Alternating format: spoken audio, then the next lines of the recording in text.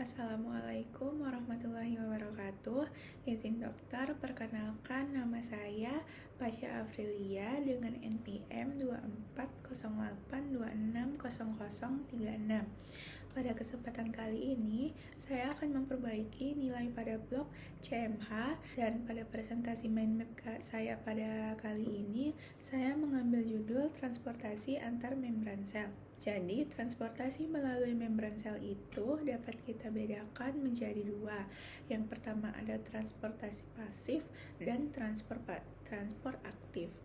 Nah, pada transportasi pasif ini yaitu pergerakan molekul melewati membran sel menuruni gradien konsentrasi, yakni berpindah dari larutan dengan konsentrasi molekul yang lebih tinggi ke tempat dengan larutan molekul yang lebih rendah.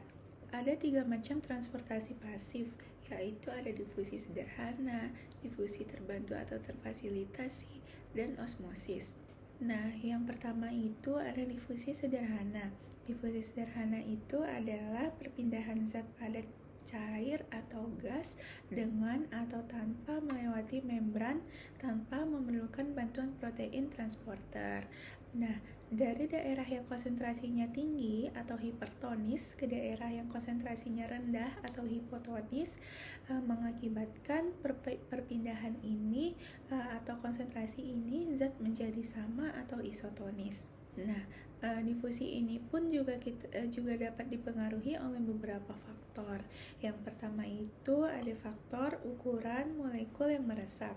Maksud dari ukuran molekul yang meresap ini yaitu molekul yang berukuran besar akan lebih lambat melewati membran daripada molekul yang berukuran kecil.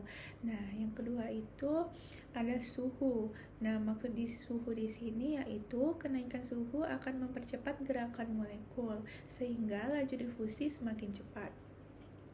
Yang ketiga itu ada faktor yang namanya konsentrasi zat. Nah, konsentrasi zat ini semakin besar gradien konsentrasi antara dua zat, maka semakin cepat laju difusinya. Nah, faktor yang keempat itu ada namanya wujud materi. Zat padat akan lebih lambat dalam proses difusi dibandingkan zat cair dan gas. Contohnya di sini yaitu ada difusi O2 pada hewan bersel satu. Nah, difusi dapat terjadi karena konsentrasi O2 di udara lebih tinggi daripada konsentrasi O2 di dalam sel. Yang kedua itu namanya ada difusi terfasilitasi. Difusi terfasilitasi adalah difusi yang memerlukan bantuan protein spesifik atau melibatkan protein pembawa atau kanal yang memungkinkan pergerakan molekul spesifik melewati membran. Transporter glukosa atau GLUT adalah contoh protein pembawa yang memfasilitasi difusi terfasilitasi glukosa ke dalam sel.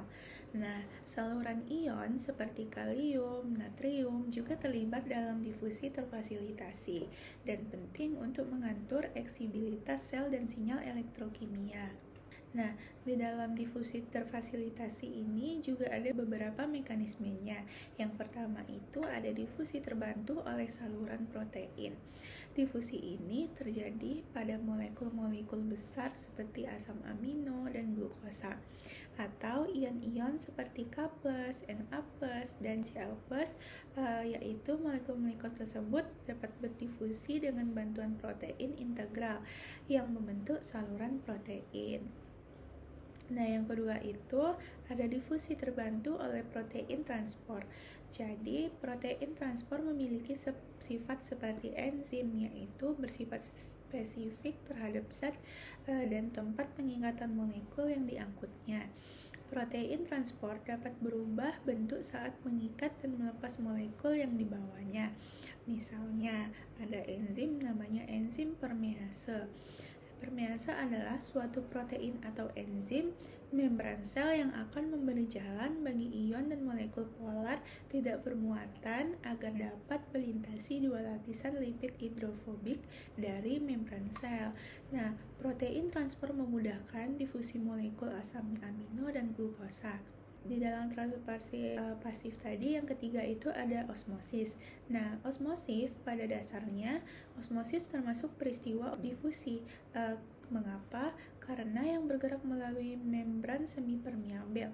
Nah, semi-permeabil di sini berarti permeabil selektif terhadap molekul-molekul tertentu. Contohnya, apabila membran sel dapat dilalui oleh molekul air, akan tetapi tidak dapat dilintasi oleh molekul yang terlarut, maka membran sel tersebut bersifat semi-permeabil. Nah, pada osmosis sebagian, molekul air berpindah dari larutan hipotonis, yaitu konsentrasi air rendah, ke konsentrasi zat yang tinggi, atau larutan hipertonis, konsentrasi air tinggi ke konsentrasi zat terlarut yang lebih rendah. Itu namanya disebut hipertonis. Nah, contohnya yaitu adalah proses keluarnya keringat dan terbentuknya urin. Nah, selanjutnya itu ada transport aktif. Transport aktif adalah transport yang memerlukan energi. Energi yang digunakan di dalam sel adalah ATP atau adenosin trifosfat, yaitu energi kimia tinggi yang berasal dari hasil respirasi sel. Nah, pada transport aktif ini terjadi pemompaan melewati membran yang melewati gradien konsentrasi. Transport aktif berfungsi memelihara keseimbangan di dalam sel. Di dalam transport aktif ini dapat berupa pompa ion natrium dan kalium, kontrasport, dan endositosis serta eksositosis. Nah, yang pertama tadi ada namanya pompa ion natrium dan kalium. Nah, maksud pompa ion natrium dan kalium ini adalah contoh transporter aktif yang mempertahankan konsentrasi natrium dan kalium yang berada di dalam dan di luar sel, yang penting untuk fungsi sel, saraf, dan otot. Konsentrasi ion Na+ di dalam sel lebih rendah daripada di luar sel, sedangkan konsentrasi ion K+ atau kalium di dalam sel lebih tinggi daripada di luar sel. Nah, memasukkan ion K+ dan mengeluarkan ion Na+ itu harus melewati gradien konsentrasi, sehingga dibutuhkanlah sejumlah ATP dan bantuan protein integral pada membran sel. Nah, setiap pengeluaran 3 ion Na+ itu akan diimbangi dengan pemasukan 2 ion Na+. Nah, pompa Na+ dan K+ ini juga memiliki fungsi. Salah satunya yaitu untuk mempertahankan osmolaritas sel, serta membantu transport aktif sekunder dan mempertahankan potensial membran istirahat. Nah, yang kedua tadi ada kontraspor atau merupakan transport aktif dari zat tertentu yang dapat menginisiasi transport zat terlarut lainnya. Kontraspor dilakukan oleh 2 protein transport dengan bantuan energi berupa ATP. Nah, yang ketiga itu ada endositosis dan eksositosis.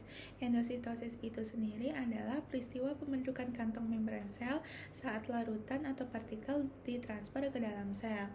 Nah, ada juga 2 bentuk endositosis, yaitu pinositosis dan fagositosis.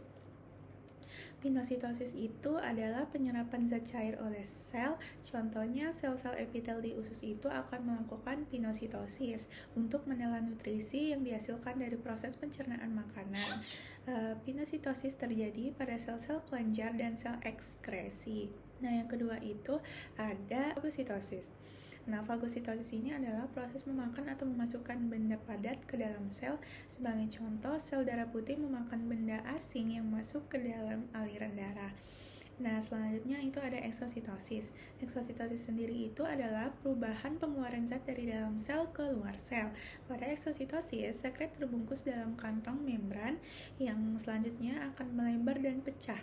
Eksositosis terjadi pada beberapa sel kelenjar atau sel ekskresi. Izin dokter, segitu saja presentasi mind map yang dapat saya sampaikan. Berikut di mind map saya cantumkan beberapa referensi yang saya gunakan untuk menyampaikan materi presentasi mind map saya.